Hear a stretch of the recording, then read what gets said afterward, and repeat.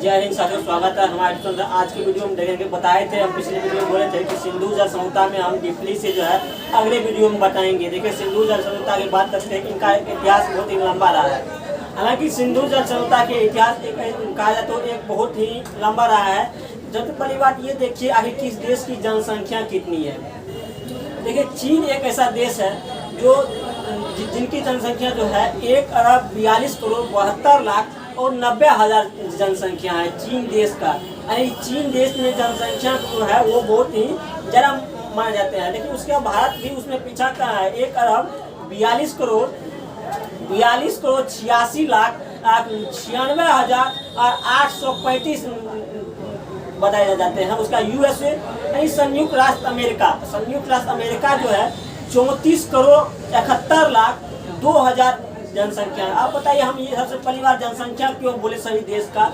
ये जनसंख्या इसीलिए बोले कि देखिए, जिस भी देश के ग्रोथ रेट होता है, जीडीपी होता है, उसकी जनसंख्या पर भी निर्भर करता है। देखिए, सिंधु जल समझौता क्यों हुए थे। सिंधु जल समझौता भारत ने सिंधु नदी पर बांध बना करके पाकिस्तान से पानी रोकने की बात करते। कब की बात है? यह 1960 ईस्वी की बात है।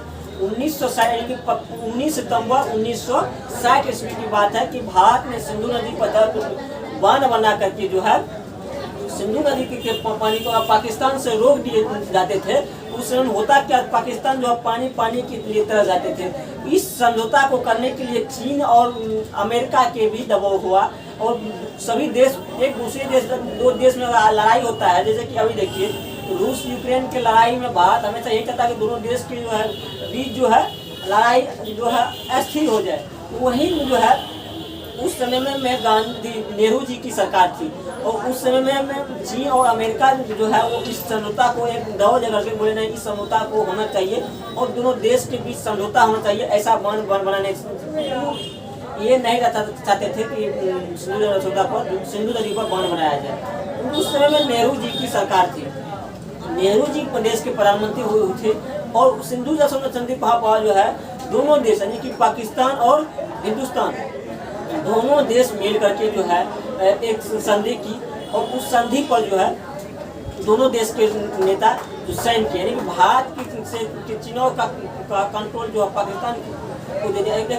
सिंधु जल समझौता पे इसको बात समझिए, प्रधानमंत्री पंडित जवाहरलाल नेहरू और पाकिस्तान के राष्ट्रपति आयूब खान, उस समय में पाकिस्तान के राष्ट्रपति थे आयूब खान और भारत के प्रधानमंत्री पंडित जवाहरलाल नेहरू दोनों मिलकर के साइन किए थे और इस समझौता को हुए कि हाँ, पाकिस्तान जो है इस जल का भी उपयोग कर सकते थे जो कि भारत की नेतृत्व में। 1971 में पाकिस्तान ने अपना एक हिस्सा खोया। अब देखिए, इस कहानी से कहाँ आते हैं। जब 1960 में सिंधु जल समझौता हुए, उसी समझौता में जो है हालांकि इंटरनली रूप से उस समय में चीन जो है पाकिस्तान के फेवर में थे और अमेरिका भी अपने हथियार बेचने के चक्कर में पाकिस्तान के फेवर में थे।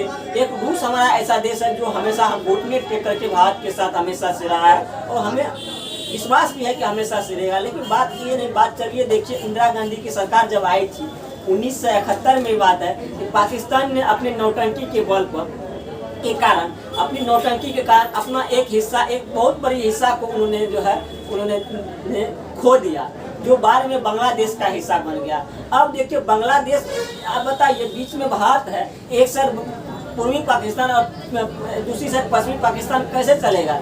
इस कारण से पूर्वी पाकिस्तान, इंदिरा गांधी ने बहुत अच्छी की कि पूर्वी पाकिस्तान वाले जो आज बांग्लादेश है उनके बीच में एक खौफ भरा गया कि पश्चिमी पाकिस्तान वाले लोग उनसे नफरत करते हैं। इस कारण से पूर्वी पाकिस्तान का एक मांग होने लगा और पूर्वी पाकिस्तान का मांग होते इंदिरा गांधी सरकार ने संदेश करके उन्हें एक अलग देश का घोषणा कर दिया। बाद में जो वो हाथ चल के बांग्लादेश बना। अब देखिए, पश्चिम बंगाल जो हमारा एक हिस्सा थे, अब पूर्वी पाकिस्तान जो बाद में बांग्लादेश बना, उसी बांग्लादेश का एक हिस्सा है पश्चिम बंगाल जो हमारा भारत का हिस्सा है।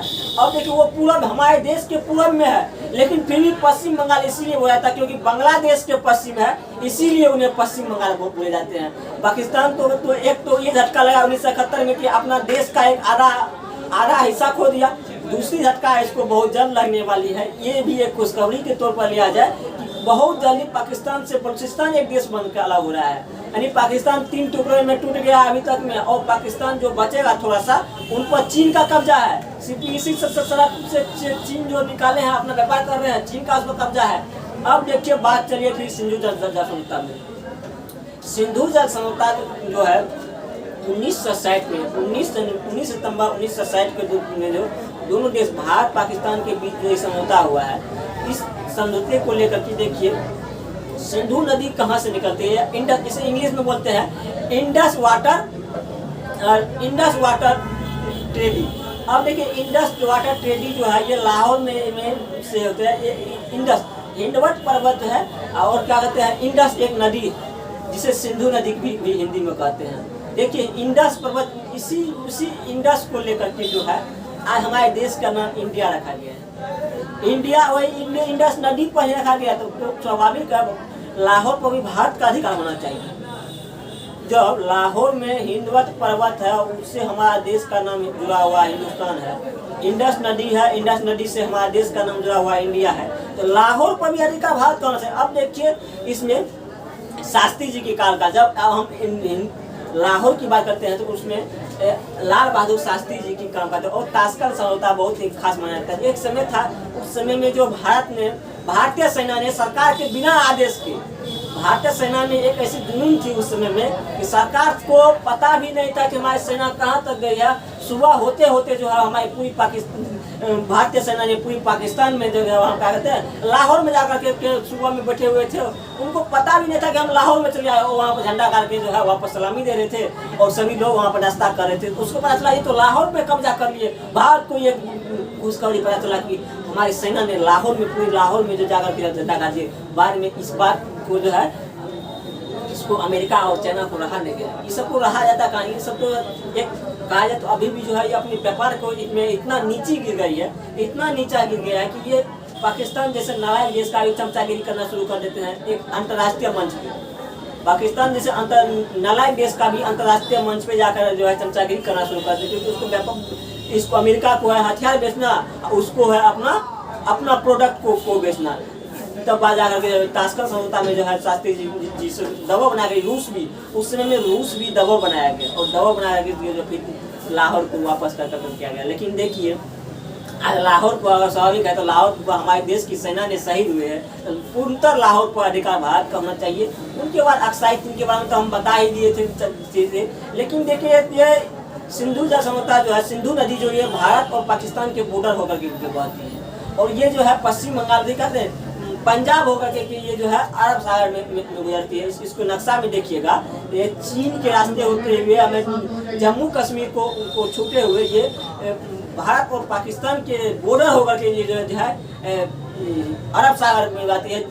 ये सिंधु नदी ही एक ऐसा नदी है जिनसे जो है एक सिंचाई के क्षेत्र में कहा जाए तो पूरी पाकिस्तान में अगर सिंचाई के क्षेत्र का निर्भर है तो पूरी तरह से सिंधु नदी पर निर्भर है। और भारत में भी आज कहते हैं कि सबसे ज़्यादा धान उपजाऊ कृषि प्रधान देश राज्य जो है, कृषि प्रधान राज्य जो है, राज्य न कहा जाए एक प्रांत कहा जाए, क्योंकि एक कृषि प्रधान जो प्रांत है वो पंजाब है।